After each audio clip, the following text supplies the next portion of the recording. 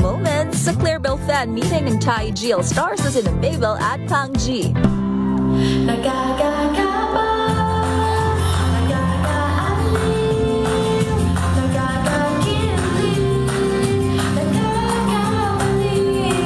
Alas 12 ng tanghali, dito lang sa DZRH TV.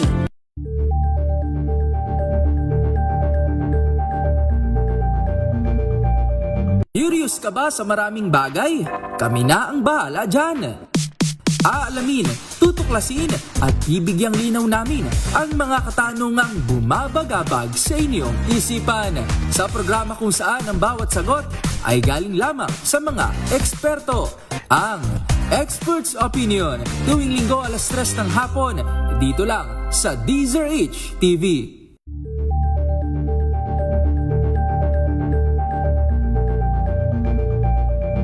We've got you covered. From the hottest hits, exclusive interviews, kilig to the bones fan meet experience, and hataw performances of your favorite stars.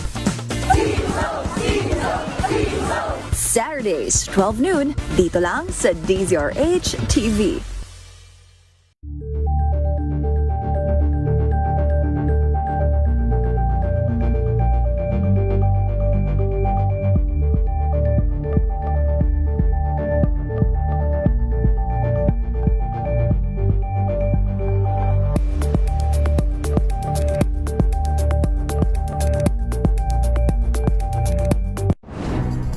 Good vibes ang hanap mo? Dito ka na sa sigurado!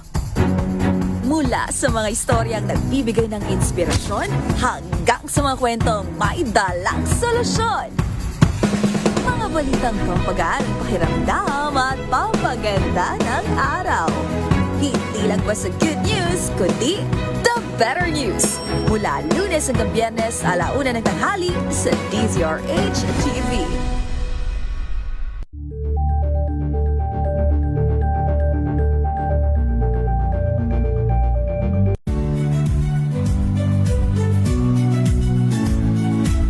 Magandang araw mga kaibigan. Ito po ang inyong balerina ng bayan, si Lisa Makuha Elizalde, na nag-aanyaya sa inyong samahan kami at ang aming mga espesyal na panauhin para sa kalahating oras ng masayang kwentuhan sa aming programang Art to Art, kung saan ang usapang sining at kultura ay para sa lahat. Huwag kaliligtaan, tuwing linggo, alas 3:30 ng hapon, dito lamang sa DZRH Radio, DZRH TV, at via online streaming.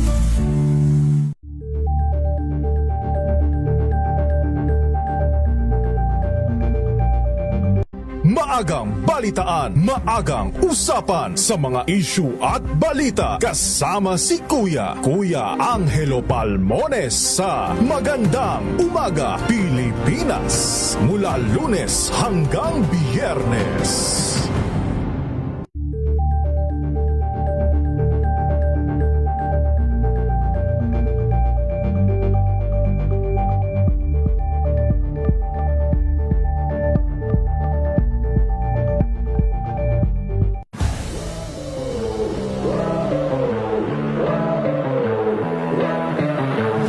Fulfilling kasi isa sa mga dream come true ko yan matapos yung pinakamahabang race, hindi lang sa Pilipinas kundi sa buong Southeast Asia. Doon sa pagtakbo ko nahanap yung outlet ko na para ilabas yung kung ano man yung nararamdaman ko. So sabi ko, yung pagtakbo, yung nararamdaman ko na sakit dito, yung hirap, wala lang naman to sa ginawa ng anak ko para sa akin. Hi guys, I'm Jerich Dehamco, an ultramarathon finisher. Abangan nyo ang aking exclusive interview dito lang sa DZRH TV Matchpoint. Mabuhay ang atletang Pilipino!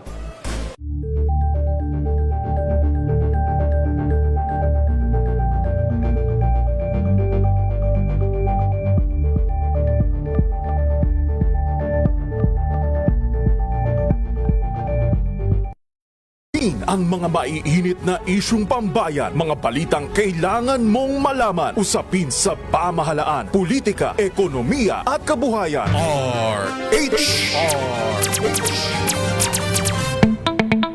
May problema ka ba sa batas? Hihimayin yan ng kumpanyera ng bayan. Attorney Cheryl Adami Molina, si Attorney Cam sa Usapang Legal. Usapang Legal.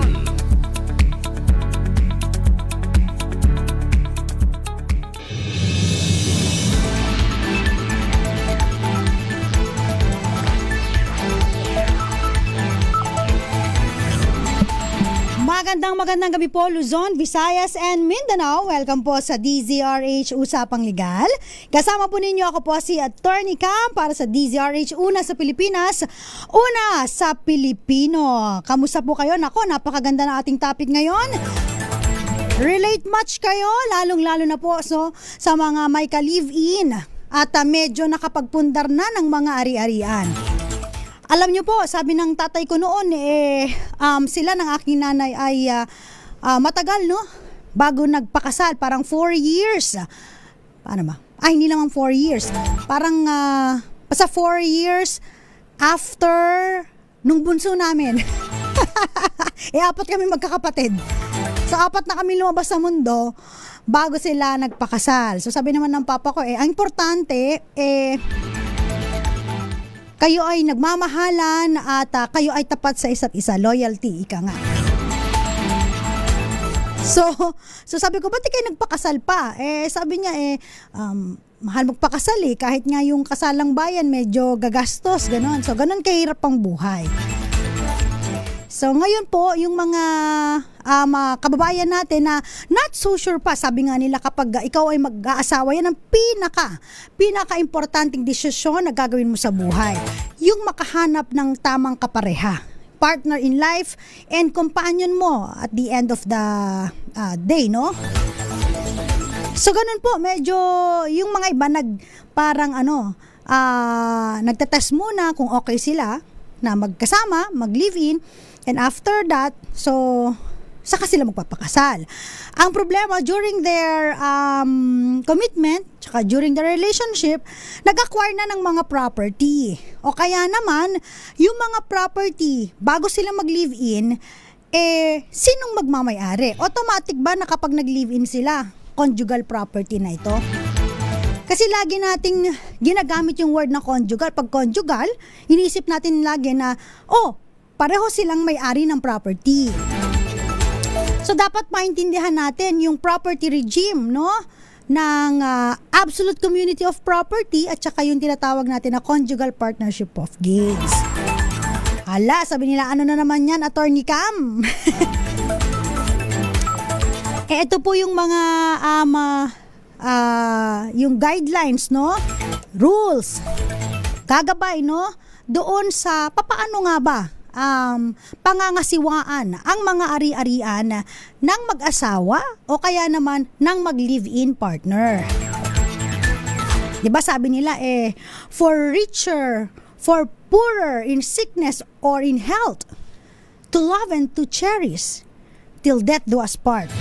Yan, pag mag-aido ka. Pero kapag mag-live-in lang, parang kinakatakutan pa nila to, parang hindi pa sila prepared. Especially yung mga kabataan ngayon, mga Gen Z, kasi po ako'y nagtuturo, no? Iba na ang kanilang perspektibo pagdating sa marriage, ano? At yung iba, ayaw nila mag-commit, no? Parang ang gusto talaga nila yung YOLO, you only live once, kailangan ma-achieve muna nila yung inner happiness bago pumasok sa mga ganong relationship, no? So, yon, importante na malaman ninyo, pag kayo po ay sumuong na, nag-decide na, nag-step na into live-in partnership, papaano na yung mga properties, yan ang next question. Kasi sometimes, dyan nag-aaway din, no? Sa properties yung mga magka-live-in. So, dapat yung mga magka-live-in, aware kung ano nga ba, no, yung susuungin nila, yung, of course, aside from relationship, yung property relation na tinatawag natin.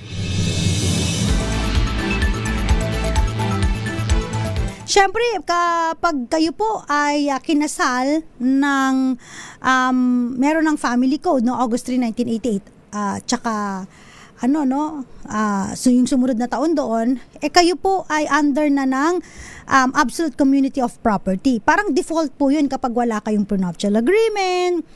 So, ito yung mag-govern sa inyo.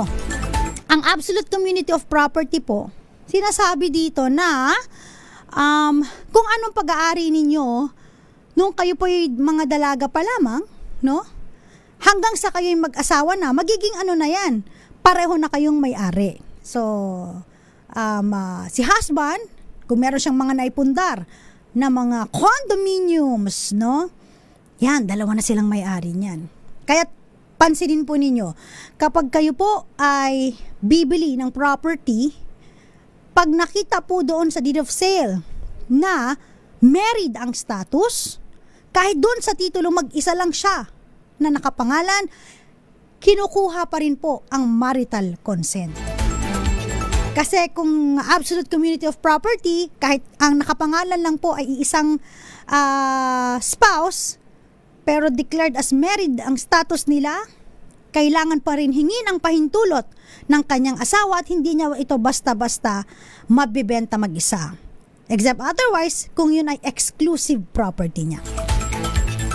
So gano'n, ang pag-aari ni Juan ay pag-aari ni Maria. Ang pag-aari ni Maria ay pag-aari ni Juan. So dalawa sila talagang may-ari. Absolute community of property regime.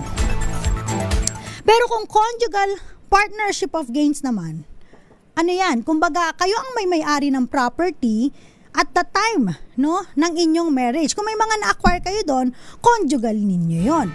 At sometimes, no, maaaring yung exclusive property ninyo, kumikita, halimbawa, may-ari ka ng property, apartment. Yung income nun, yan, nandoon yan, pag-aari ninyong dalawa. Ganun po, no? So again, na-use yung term na conjugal kapag magka-live-in kasi parang ang isip nila, no, ang estado pareho natin pag-aari, conjugal, ganon. Okay, so yun po yung usually, no, na iniisip ng ating mga kababayan. Ngayon, pag kayo po ba ay mag-asawa na, paano yun? Ay mag-live-in, hindi pa nag-aasawa.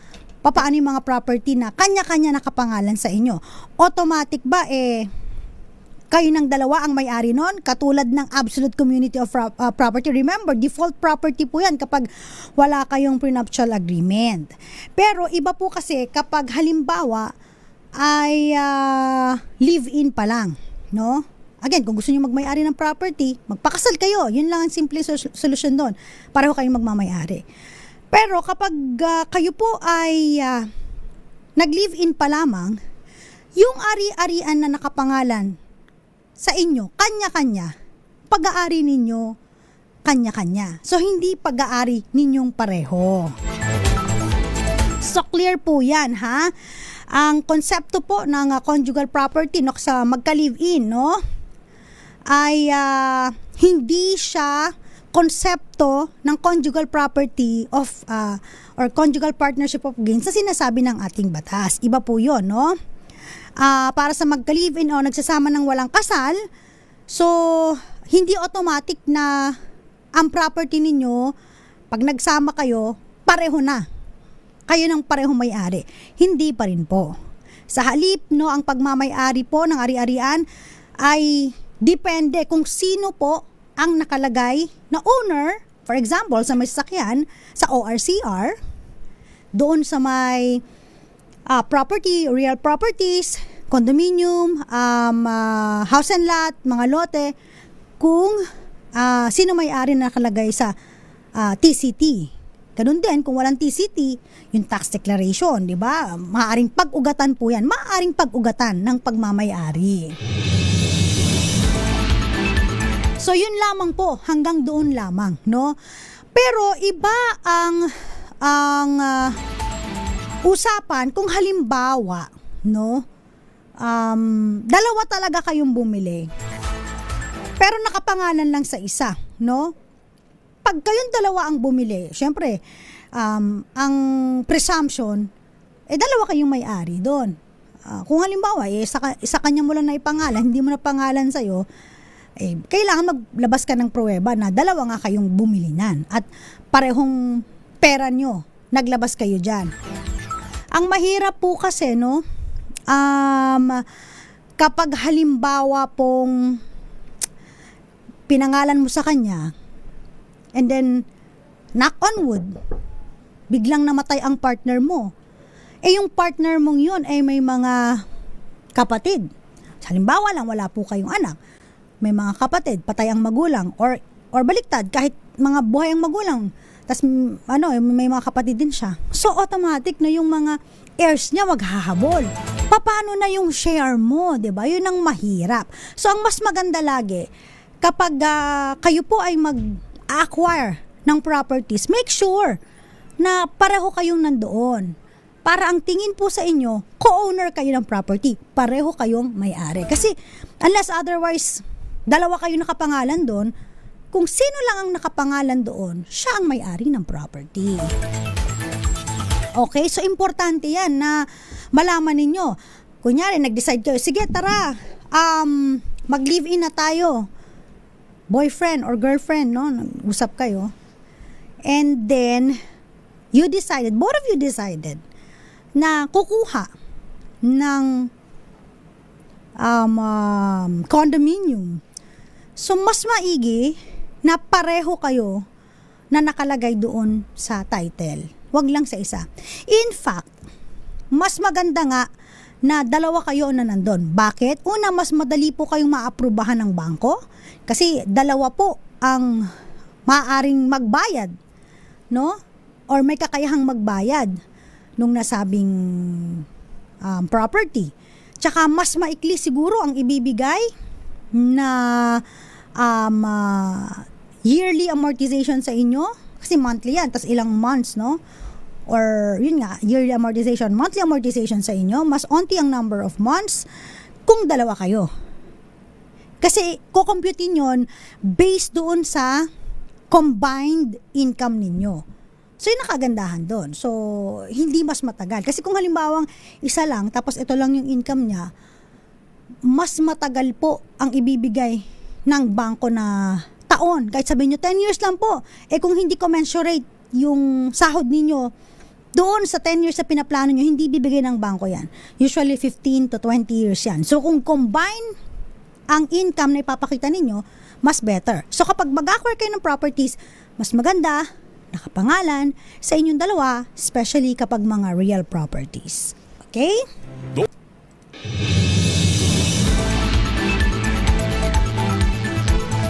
Pero may mga exception din po yan, no? Mamaya, tatalakayin natin yung napakagandang exception na dinesisyonan po ng Korte Suprema tungkol sa magka-live-in tapos nagkaroon ng anak, tapos hindi na nakapagtrabaho, pero naka-acquire ng properties ang kanyang partner. Paano na yon? Yan, mamaya, pag-uusapan po natin yan. So, importante po, no, na again po, yung concept ng co-ownership doon sa magka-live-in ay dapat alam nyo po yan. So, kung halimbawang later on, makasal naman na kayo, wala nang problema kasi dalawa na kayong may-ari dyan. Co-owner nga kayo dyan eh. Pag may-ari nyo na pareho yon. Kung gusto nyo magpakasal later on, so, safe pa rin ang mga properties. Kasi ang hirap kapag halimbawa, nag-break kayo. Ouch! Sabi nila, hashtag walang forever. Paano na yung naipundar mo? Paano na yon? Yung kalahati ng condominium akin yan. Nag-break na kayo, tas meron na siyang dadaling iba dyan. Ang kapal naman ng mukha niya. Ganun, syempre, gagalit ka pa, di ba?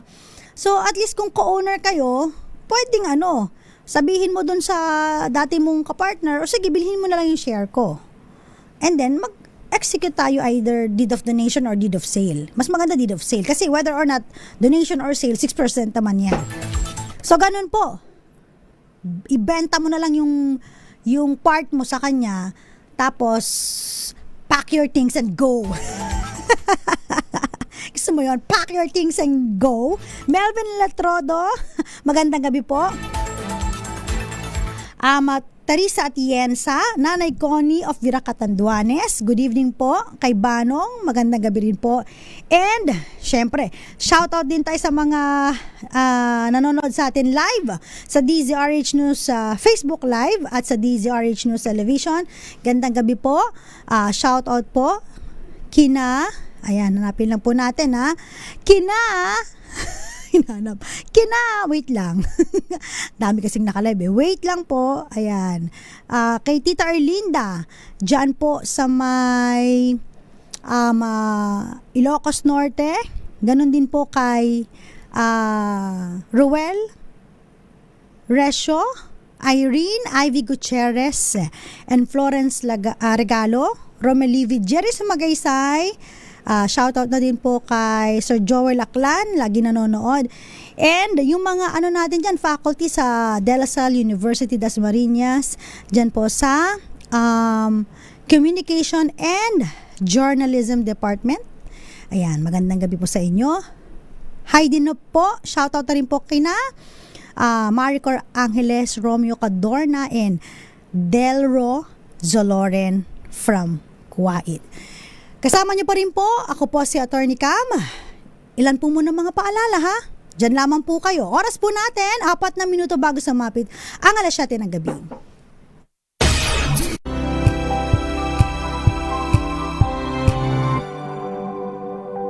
Hello, Washi! Laundry day na naman! Yay! Anong meron? Mancha ng chocolate, putik, may libag pa! Kaya natin yan! With Pride Washing Machine Detergent, may triple stain-away formula. Tanggalang makapit, madikit, at malupit na dumit mancha. Kaya easy-easy ang labada. Mula noon hanggang ngayon! All you need is pride. All you need is pride. ACS.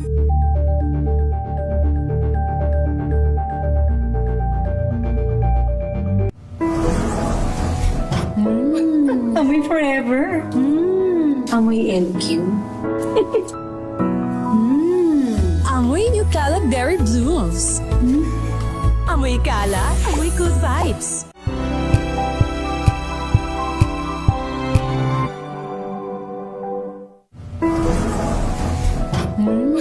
Amoy forever. Amoy LQ. Amoy New Caleb Berry Blooms. Amoy kala, amoy good vibes.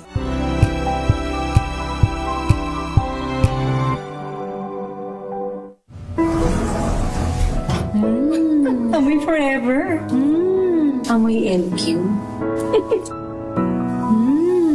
Amoy New Caleb Berry Blooms. Amoy kala, amoy good vibes.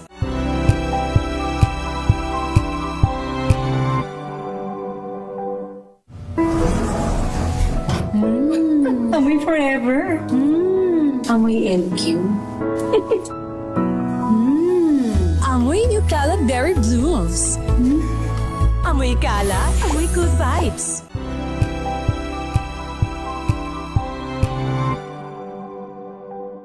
Ito ay bunsod ng naitalang 17 individual na ang kanilang naaresto.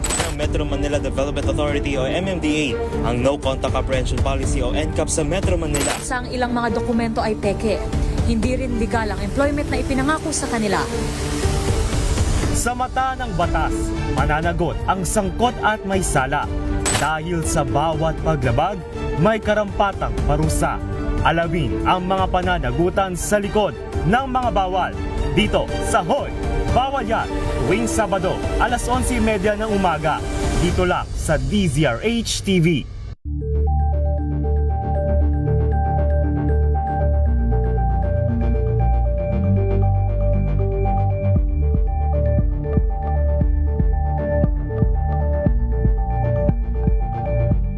Tambalang Anthony Taberna at Jerry Baha ang gigising sa inyong umaga dahil lalatay ang humahagupit na diskusyon at komentaryo Lunes hanggang Biyernes sa 2x2.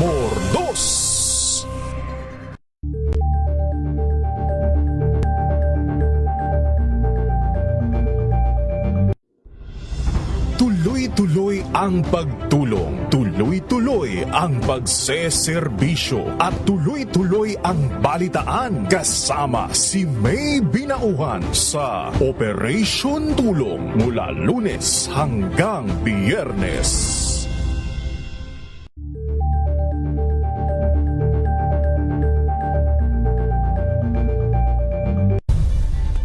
Nagsimula sa pangarap hanggang sa maabot ang tagumpay. Iba't ibang kwento, iba't ibang mukha ng atletang Pilipino.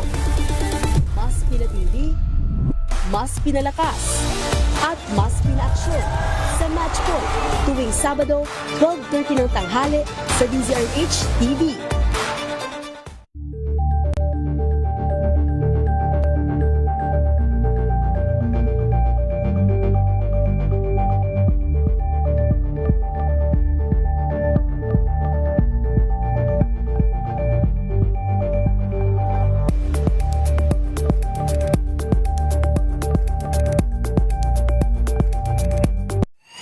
Mga balitang gigising sa inyong umaga. Mga balitang kailangan mong malaman. Mapapakinggan sa ACS Balita sa 2x2.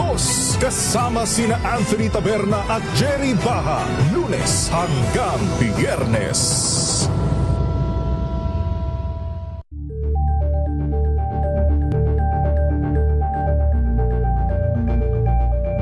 Abangan this Saturday. Balikan ang pagbabalik Pinas ng Wherever You Will Go Hitmakers matapos ang halos isang dekada.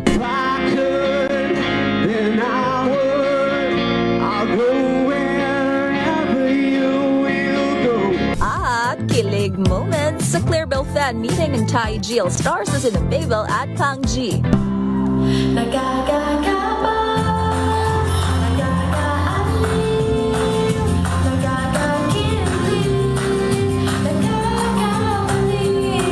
Alas 12 ng tanghali dito lang sa DZRH TV.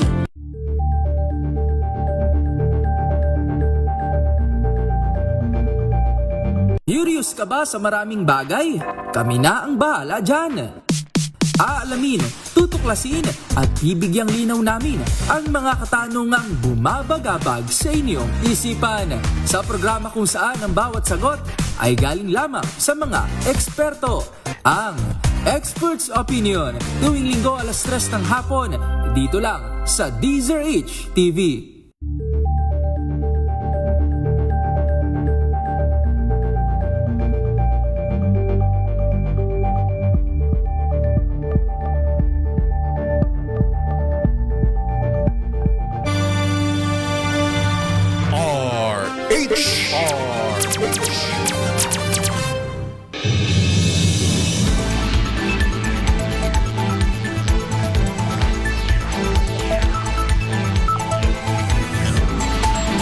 Nagbabalik po ang DZRH Usapang Legal. Kasama pa rin po yours truly. Ako po si Attorney Cam. Bago natin ipagpatuloy yung ating topic ngayong gabi, may kinalaman po sa property regime ng mga magka-live-in. Paano nga ba papangasiwalaan at saka sino nga ba ang magmamay-ari ng property? Automatic ba na conjugal ang property kapag magka-live-in? Yan po ang tinatalakay natin ngayon. Pero bago tayo magpatuloy, tanggap muna tayo ng report mula po kay RH27 Noche Cacas. 4 na kabataan po na biktima ng online sexual exploitation. Nasagip daw po ng NBI sa isang operasyon sa Cavite. Ang buong detalye ibalita mo to, Noche. Attorney Cam at Mr. Dea, matagumpay na nailigtas ng National Bureau of Investigation Human Trafficking Division ang 4 na lalaking biktima ng online sexual exploitation at pagsasamantala sa mga bata sa Imo City sa Cavite. Ito ay kasunod ng paghingi ng tulong mula sa Federal Bureau of Investigation o FBI sa pamamagitan ng Philippine Internet Crimes Against Children Center. Nakasaad sa intelligence report ang isang dayuhang American na direktang nakipag-ugnayan sa mga biktima na humantong sa malawakang paggawa at pagpapadala ng child sexual abuse and exploitation material Sunod pa rin ito, Attorney Cam, ng isang masusing open source investigation. Kinilala ng mga ahente ng NBI ang mga biktima bilang mga estudyanteng kasalukuyang naka-enroll sa isang pampublikong elementarya sa Imos. Matapos rin itong ma-verify ang kanilang pagkakakilanlan at lokasyon na dahilan ng rescue operation. Ang mga nailigtas na minor de edad ay kasalukuyang nasa ilalim ng custody ng social welfare para naman sa kinakailangang atensyong medikal. Aris sa Tutereno, sila ka sa DZRH, una sa Pilipinas, una sa Pilipinas. Maraming salamat RH27 Noche Kakasa. Punta naman tayo kay RH25 Grace Vera Sansano. Totoo ba to? Ilang gasolinahan dyan sa may Cabanatuan City ha? Naglimit na po ng benta. Diesel, wala na daw supply simula pa kahapon. Naku, napakarami nating nakita na mga ngayon, no? Nag-shoot up, mga 80 plus, 90 plus na po sa ibang lugar yung diesel. Ibalita mo nga to RH25 Grace Vera Sansano, wala na bang diesel dyan simula pa kahapon? Isang gasolinahan at turn cam ang aking inabutan kanina at nagkaroon ako ng pagkakataon na makapanayam ang gasoline boy. Dahil daw sa limitado ang pagdating ngayon ng supply ng fuel at kahapon pa nga ay iniintay nila yung delivery ng diesel.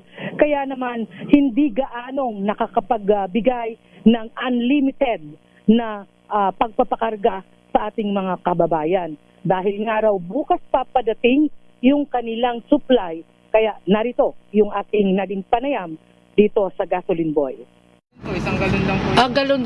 Parang naglilimit na kayo. Yun lang po yun. Kailan pa kayo walang diesel? Kahapon pa pong umaga ma'am. Nagdagsaan. Picturean ko lang yung So yun yung naging pahayag. Pero baka sakali raw bukas nga dumating na ang supply. Simula pa ng Lunes, Attorney Cam, dito sa Nueva Ecija at lalo nga rito sa Cabanatuan City, pumalo na ng halos 20 pesos ang itinaas ng diesel. Mula sa dating 54 kada litro, ngayon pumapalo na sa 77.80 centavos at mayroon pang halos 78 pesos kada litro. Bagamat mas mura ang gasolina na halos 10 piso lamang ang itinaas pa mula nga nung Lunes. Pero dahil mas marami ang gumagamit ng diesel, lalo na yung mga namamasadang mga jeepney driver. Isang jeepney driver mula sa San Jose City na pumapasada mula San Jose patungo dito sa Cabanatuan City Central Terminal ang umaangal nga raw dahil sa mabilis na pagtaas ng presyo na hindi naman daw tumataas ang kanilang paniningil pagdating sa pasahe.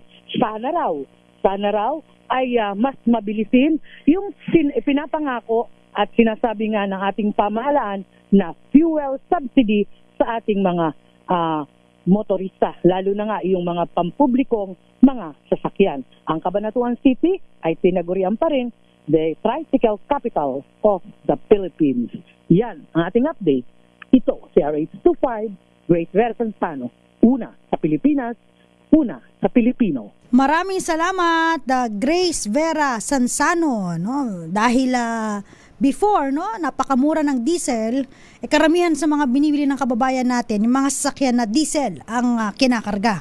Ngayon nagbubunyi ang mga gasolina, yung ang kinakarga kasi medyo mas maonti ang galawan, no? Dahil ngayon po doble na. Papaano na kaya dahil ito sa nangyayari, no, na labanan, US-Israel versus Iran, ganun din, no? Medyo kumalat na ito dahil may mga ibang bansa na rin na medyo apektado, actually buong mundo, no? Especially kapag oil ang pinag-uusapan. Kaya nga na issue na at naunahan na, may mga iba electric tsaka hybrid yung mga kanilang mga gamit, pero dito sa Pilipinas hybrid pa lamang. Doon may mga electric na rin, hindi pa ganoon karampant yung gumagamit, no? Pero at least may nakikita tayo dito ngayon electric na parang TNVS at karamihan, no, yung mga nakikita natin may mga hybrid na rin po. Yan.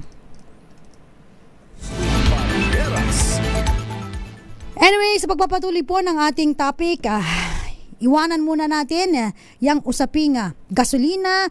Pumunta na tayo sa ating topic, may kinalaman sa property. Ayan, kung ikaw ay merong ka-live-in at kayo po ay nagkaroon ng mga properties, again, ang general rule dyan, kung sino nakapangalan, dun sa property yun ang may-ari. Kung halimbawa, pareho nyong binili, no? Ang presumption dyan co-owner kayong dalawa. Paano naman po kung halimbawa yung partner mo, no, ay nakapag-acquire ng marami pero ikaw, no, ay naiwan lamang sa bahay, tapos syempre nag-aalaga ng inyong mga anak. Ang presumption po ng batas natin, tsaka merong isang desisyon, no, if I'm not mistaken, na kung ang lalaki at babae na may kapasidad na magpakasal, eligible sila to get married, pero hindi lang sila nagpakasal, ibig sabihin wala silang sabit, no? Yung isa ay hindi kasal o kaya naman ay hindi nagko-commit ng maaaring adultery or concubinage. Hindi lang talaga sila nagpakasal for whatever reason, no? Ang sahod o sweldo, ang presumption, especially kung kayo po ay may anak, pag-aari nyo yung dalawa. Panuntunan sa co-ownership, no? At syempre, ang joint efforts, no?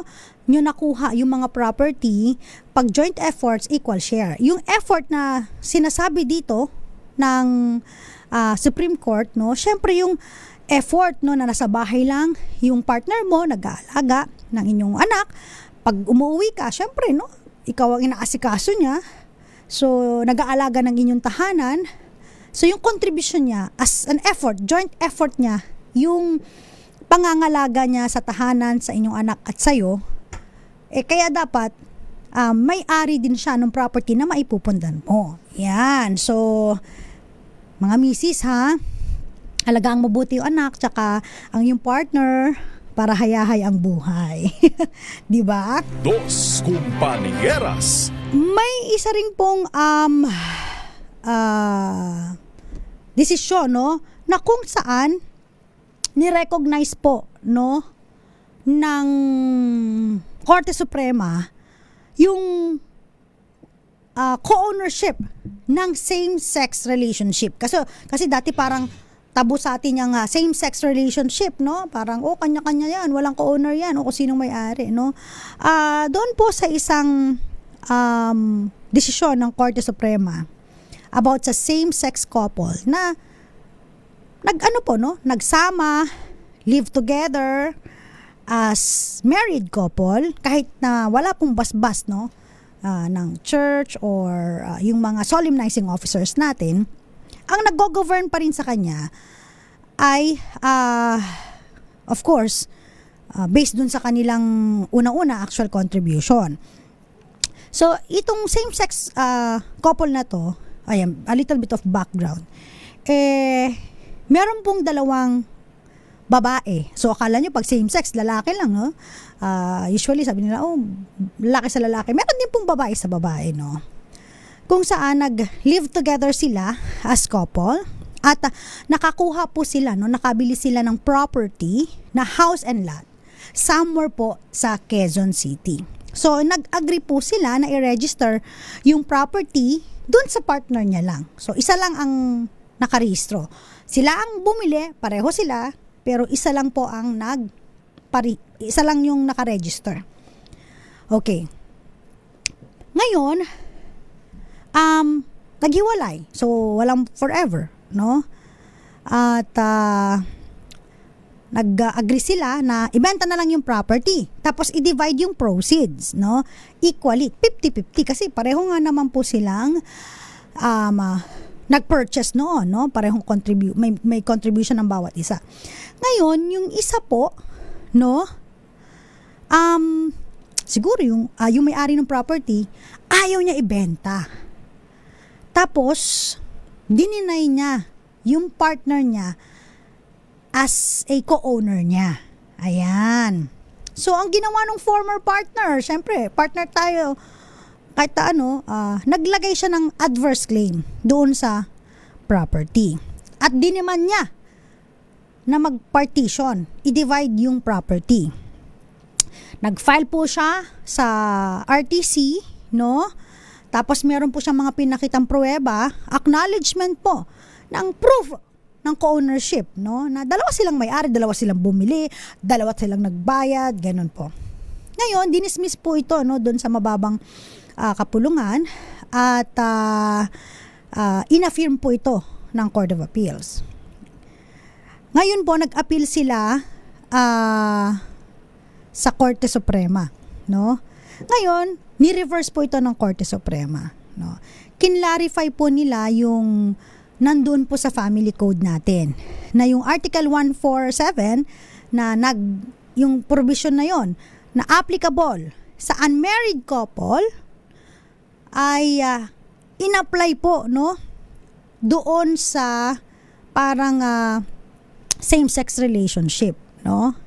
So sinasabi po doon na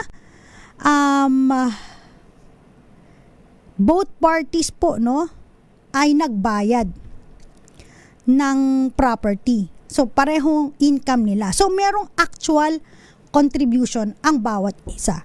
In effect, pareho po silang may-ari, 'di ba? So even though sila po ay nasa same-sex cohabitation, dapat daw hindi sila dinideny, no, doon sa provision na ay yung unmarried couple. So sa mga same-sex couple na nakikinig po ngayon, kung halimbawa may property po kayo na pareho kayong bumili, joint contribution, pareho kayo nag-contribute, pero later on you decided na isa lang ang ipapangalan para maayos, kasi syempre may trust ka doon na pinagkatiwalaan mo siya, pwede pong habulin mo yon as a co-owner. Basta may mapapakita ka na katibay na mayroon kang joint contribution. Pero mas better pa rin po, again yung advice ko, kung kayo po ay bibili ng property, mas maigi na parehong pangalan ninyo ang nakalagay, kung sasakyan man yan o kaya sa mga titulo, dalawa kayong owner. At ang kayong dalawa, co-owner ng nasabing property. Para in case na hindi man kayo magkatuluyan, pwede, may habol kayo, may share kayong makukuha. And kung halimbawa hindi naman same-sex couple, at later on, nag-decide kayo na magpakasal, so parehong may-ari pa rin kayo ng property. Babalik po tayo lang po muna paalala, dyan lamang po kayo. Oras po natin, alas 7:17 na po ng gabi. Kasama pa rin po ako po si Attorney Cam para sa DZRH Usapang Legal.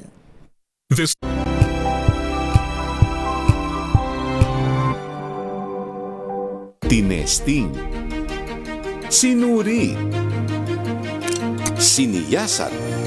Ang resulta, super effective ang Shield sa pagpatay ng bakterya at virus. Shield Antibacterial Soap. Believe ang mga eksperto sa Philippine Nurses Association.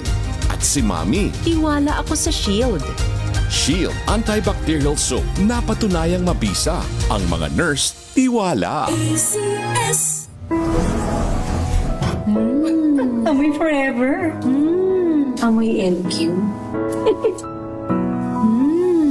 Amoy New Calad Berry Blooms. Amoy kalat, amoy good vibes. Sa lahat ng bagay, simula pa lang, siguraduhing max protection na. Kasi pag kulang ang proteksyon, baka madaling masira. Sa ngipin, dapat may max protection din. Max sa halaga ng unique toothpaste. With Max Protect Formula, help stop cavities before they start, while keeping breath fresh. Try unique maximum fluoride protection. Para max alaga, max protektado. ACS. Amoy forever. Amoy LQ. Amoy New Calad Berry Blooms. Amoy kalat, amoy good vibes.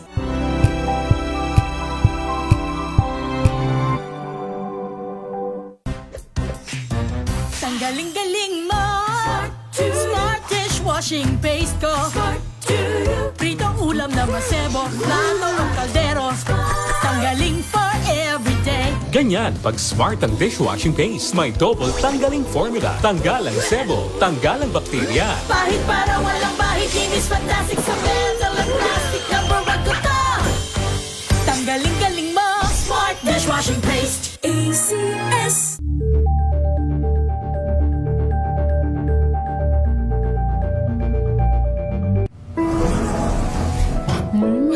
Amoy forever. Amoy LQ. Amoy New Cala Berry Blooms. Amoy Cala, amoy good vibes.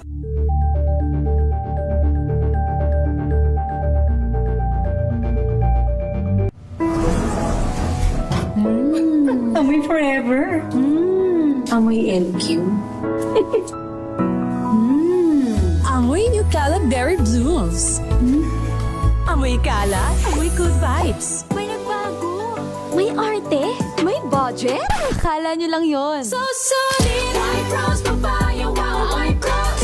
White rose papaya, wow, white rose. White rose papaya. May glow up with a white rose papaya. White rose papaya. May puti power times 2 kasi may papaya at niacinamide. May shea butter and tea tree oil pa. Kutis sulit ang glow up. Glow up with a white rose papaya. White rose papaya. Kutis sulit ang glow up. ACS. Wow, ang saya. Isang barangay na labada, puro mancha pa. Goodbye, pahinga. Mommy, isang laba lang yan sa Pride Bar Blue. May powerful stain-away enzymes na malupit sa dumit mancha. At di masakit sa kamay. Isang laba lang yan. Hello, pahinga. Hello, Pride Bar Blue. ACS.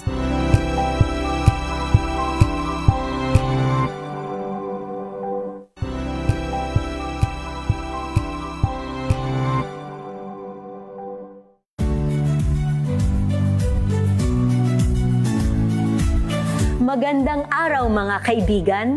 Ito po ang inyong balerina ng bayan, si Lisa Makuhay Lizalde, na nag-aanyaya sa inyong samahan kami at ang aming mga espesyal na panauhin para sa kalahating oras ng masayang kwentuhan sa aming programang Art to Art, kung saan ang usapang sining at kultura ay para sa lahat. Huwag kaliligtaan, tuwing linggo, alas 3:30 ng hapon, dito lamang sa DZRH Radio, DZRH TV, at via online streaming.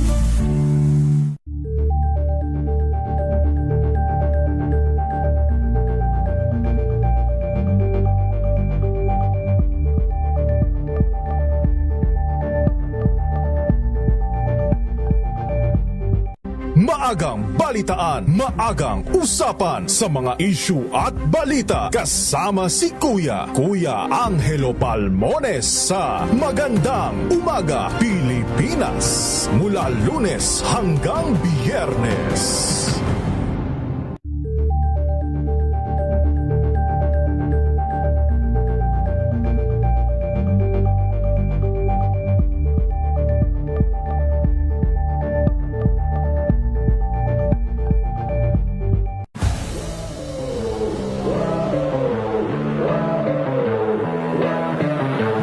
Fulfilling kasi isa sa mga dream come true ko yan matapos yung pinakamahabang race hindi lang sa Pilipinas kundi sa buong Southeast Asia.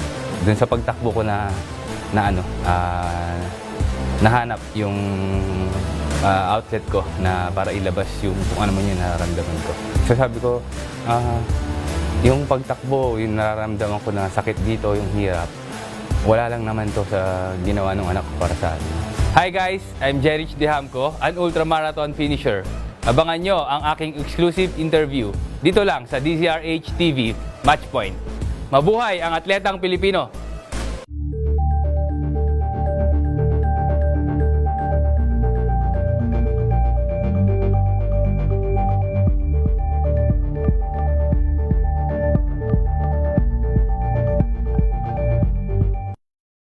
ang mga maiinit na isyung pambayan, mga balitang kailangan mong malaman, usapin sa pamahalaan, politika, ekonomiya at kabuhayan. Ito ang mga dapat mong malaman, pakialaman at pag-uusapan dahil kayo ang tinig ng mamamayan dito sa Damdaming Bayan.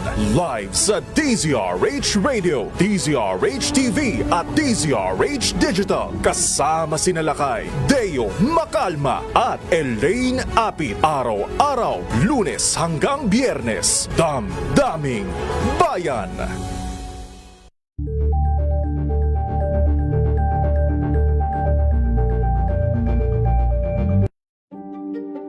Buklatin ang mga pahina. Pakinggan ang boses ng lipunan. Tunghayan ang mga issue mula sa ibang katayuan. Nakakalungkot kasi deserve.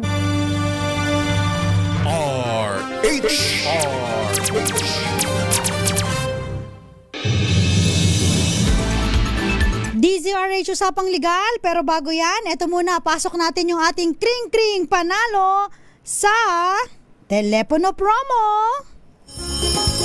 Makinig maigi! Ito na ang chance mo na manalo ng instant 500 pesos kapag narinig mo na ang mahiwagang kring-kring. Tignan mo na ang iyong cellphone, baka ikaw na ang susunod naming winner sa kring-kring panalo malakas sa telepono.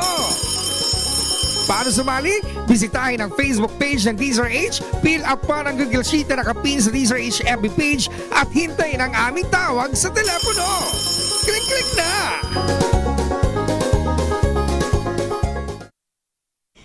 Eto na, kung gusto mong manalo ng 500 pesos, ihanda po ang inyong mga telepono dahil baka kayo na po ang matawagan namin. Hintayin lang po ang mahiwagang kring-kring para magkaroon ng chance na manalo sa aming kring-kring panalo malakas sa telepono promo. Ito na. Tatawa talaga ako. Kaya meron na kaming kakausaping winner. Tanungin natin kung anong pangalan tsaka taga saan. Magandang gabi sa'yo. Magandang gabi po. Uy, ang ganda ng boses. Parang pang DJ. Anong name mo at tsaka taga saan ka? Ako po si Ruth Kimberly Pasha. From Bicol po ako. Ay, from Bicol. Ayan. Ready ka na ba para sa ating Kring-Kring Panalo promo? Ready. Ayan, sagutin lamang po ang katanungan. Ano ang pinaka-largest organ sa human body? Skin. Ay, galing! Ang galing naman! Pero kahit tama ka, hindi pa rin yan ang ating katanungan. Ang galing mo Ang tanong, ito talaga, totoo na. Ano ba ang kauna-unahang radyo sa Pilipinas? DZRH. Yeah! Meron ka bang gustong i-shout out, Ruth? Shout out lang po sa family ko. Family ko sa Bicol. Ano pangalan nila? Si Mama Ami and si Papa Randy. Ayan. And yung family po ng boyfriend ko dyan sa Cavite. Ayan. Congratulations. 500 pesos para sa'yo. Huwag mo ibababa, Ruth, ang telepono para malaman mo kung paano ito makuha. Ayan. Shoutout daw sa parents niya at saka sa family ng kanyang boyfriend. Thank you. At sa mga gusto pong manalo sa ating kring-kring panalo promo, ang gagawin lang po, pumunta sa aming Facebook page. Tingnan po yung pinned post. At mag-register po kayo online, ilagay ang tamang cellphone number at baka kayo po ang matawagan namin para sa ating kring-kring promo. Tuloy-tuloy pa rin po ito bilang syempre, pag-thank you namin, pagpapasalamat, taos-pusong talagang pasasalamat dahil sa inyo. Number 1 po ang DZRH for 2 consecutive surveys. Metro and Mega Manila, marami pong salamat. Magpapaalam na po ako, ang bilis po ng oras. Ayan Nakasama niyo po, ako po si Attorney Cam. Sa mga gusto mong magtanong naman, paano naman daw po kung halimbawa yung property nung kanyang ka-live-in ay nakapangalan sa ka-live-in pero yung kanyang partner ay may asawa. Yan ang delikado. Siguro next episode, pag-uusapan po natin yan. Every Mondays, Wednesdays, and Fridays, ako po nakakasama ninyo. Ako po si Attorney Cam. Tuesday and Thursday, si Attorney Rina Seco. Muli po, hanapin niyo po ako sa TikTok account, ATTYCAM. Search lang po, Muli para sa DZRH Usapang Legal, ako po si Atty. Cam. Susunod na po, usapang pangkalusugan naman po, makakasama sina Cheska Diego Bobadilla, tama ba? Cheska, sorry, I love you. At saka syempre, si Elanie Bensal. Muli po, maraming salamat. Happy weekend! Oras po natin, 1 minuto na lang bago sumapit ang 7:30 ng gabi.